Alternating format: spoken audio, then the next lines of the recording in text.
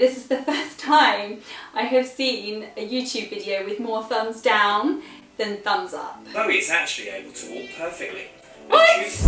Yes, you're going to be watching the full reaction in just a minute, but let's just start from the beginning. Hi, my name is Jem, and I have a hair on my lip, and I am a T10 incomplete paraplegic spinal cord injury survivor, and I have recently discovered an amazing YouTuber called Footless Joe. And if you don't follow her already, then I highly recommend that you go and check out her videos after binge watching my videos, because she's got some fantastic content.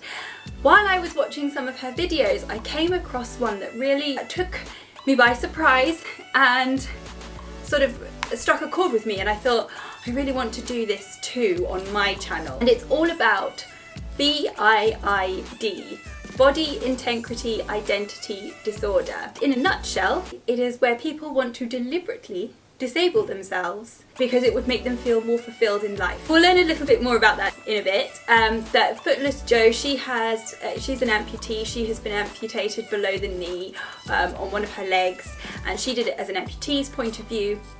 I wanted to do it from a paraplegics or a spinal cord injuries point of view. So I have found some resources. The resources are from Bearcroft TV, and I do have written permission to use their footage in this video, so no copyright intended. I will leave all of the videos featured or mentioned in this video down below in the description box. There is one lady who wants to be blind, one man who wants to be an amputee, and one lady who I'm focusing on who wants to be a paraplegic. Yeah, I know. So now you are going to watch my reaction on the lady who wants to become a paraplegic. Okay, here we go! Reaction time. Chloe Jennings-White spends her days confined to a wheelchair. Confined to a wheelchair. Don't really like confined to a wheelchair. And also, this is the first time I have seen a YouTube video with more thumbs down than thumbs up. It's tough to get around, and she struggles with living in a world that isn't built for the disabled. I think we all know that. However, Chloe is actually able to walk perfectly, What? and chooses to live her life like a paraplegic due to a rare psychological disorder called BIID. Despite wishing she was paralysed, Chloe still takes part in extreme sports like skiing. This is what I don't understand. She wishes to be paralysed and wants to live her life as a paraplegic, but she still goes out and enjoys things like skiing, for example, as a non-disabled person. BIID has led Chloe, a Cambridge University educated research scientist, to harm herself in a bid to become paraplegic for real. I have fantasies about having a car wreck and becoming paraplegic from a car wreck. Perhaps most shockingly of all, London-born Chloe is on a quest to find a surgeon willing to operate in order to paralyse her legs forever. I did find a surgeon in another country who would be prepared to do femoral and sciatic nerve transections to paralyse my legs. Whoa. Whoa, whoa, whoa. That, first of all, shame on the doctor. Second of all, that poor woman. To be that desperate to do something that harmful and that drastic to yourself. Whoa. Be at least $25,000. I don't have the money to do it. That's the only reason, because it costs so much. Otherwise you'd go ahead and do it. That is drastic. From about 10 years old, I somehow got the idea to bandage my legs when I was home alone. Walking around like that felt, oh wow, this is how it's supposed to be. This is what I find quite interesting, is that it always seems to sort of manifest in childhood. So I'd be very interested to know at that kind of point, at the age of 10, what happened to her? Was there something going on in her life that kind of triggered that? If this is a psychological condition, there must be more to it. Chloe only began to get real relief from her condition when she started using a wheelchair full-time in 2008. So that's quite interesting, that she actually gets relief from the condition by living as a paraplegic. I don't know about other psychological conditions like OCD. Do people get relief whilst they're organising and sort of feel like they're in control of the situation when they're sort of like, you know, intensely organising things. It's then like a vicious circle kind of thing. So yeah, I mean, look at this picture. She looks really kind of quite happy and content with herself being in the wheelchair. Okay, let's just watch this for a minute. I think we've all fantasized about being able to do that. Get out of our wheelchair and just take it down some steps and then walk back down. When you have BIID, the stress is really intense.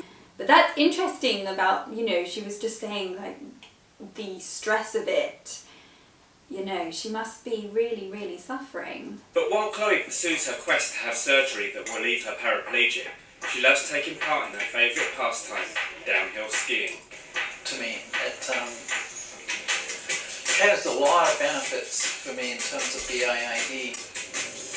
I ski very aggressively. She says that she gets relief from skiing and it gives her relief from the BIID, and she skis very aggressively, almost like she wants to have an accident and be damaged. But it's very sad that you have to have the release like that, something high risk involved. And, you know, they know it's in the back of my mind that I actually want to get injured. To deal with the anxiety BIID causes her, Chloe sees psychotherapist Dr. Mark Mallon as often as she can. They say, oh, well, you're doing it to get disability benefits, you're doing it to get attention, and then you say, no, that's not it. So I wonder if she does manage to make herself disabled on purpose, would she claim benefits? If she's not doing it for the benefits, but you know, she's then made disabled, will she then claim the benefits? This is different from someone faking a disability to gaining benefits, from someone to actually wanting to be disabled to relieve their urges. Definitely something different there and a lot more psychologically underlying. And like other BIID sufferers, Chloe's illness has worrying symptoms. I have to admit, any time I'm driving, I sort of conjure up accident scenarios in my mind. I bet the cameraman can't wait to get out of the car. In 2009, Chloe really did crash. I couldn't say for sure at that time that I had not done it deliberately. So that is very scary. If she is sort of driving around wanting to have a car accident, that puts other people's lives at risk. And what if she was to have a car accident and people die in the car accident or become disabled and she doesn't? I mean, that's a danger kind of to society in some ways, if that's the case. It's scary for all of her friends, you know, including myself, that, you know, if she does, you know, she runs a huge risk that, you know, that she could die doing some of the stuff that she's done in the past. Some of the things she could do, she could die from doing them. That is worrying, and it's very sad to be that desperate. Challenges of life confined to a wheelchair, Chloe is still determined to have surgery that will render her paralysed. When I have that surgery, I just know it will be the happiest day of my life. Looking through the comments here, this is so offensive to people who are actually paralysed. I don't know. I don't know if I feel offended. I think it's madness, but I think that there's more to it, and I feel sorry for her, and I think she needs to seek professional help, and I think this is why this condition needs to have awareness raised about it, because it's horrendous to go around in life wanting something that drastic to happen to you. But I really feel that these people are suffering. You know, relationships suffer, their work life suffers, it's debilitating on their life. It's almost as debilitating as having a disability. One thing that I sometimes talk about on this channel, very, very briefly, is sort of my hippie trippy side. I have a discussion video all about why I never dream I'm disabled. But I am wondering, with some of these cases of people who really want to be disabled, I'm wondering if maybe they've had a past life where they were an amputee or even born with a birth defect, and that's why sometimes they feel like they don't feel right. It's heartbreaking, though. It is very rare. More research needs to be done so that then these people can get the treatment that they need to overcome this condition, because hopefully with the advances in technology and modern medicine they can actually overcome this condition and move on with their lives and become happy and content with who they are. I'd love to know your thoughts. What do you think on this? And I really hope that these people who have been featured in the Baycroft TV have got the help that they needed before it was too late. Sadly, the lady who wanted to be blind did actually blind herself. She feels really content and happy with her life. The video was made quite a while ago, so it would be interesting to see how she is now and how she's coping. Let me know your thoughts down below, and make sure to subscribe, and I look forward to seeing you in my next video. Bye!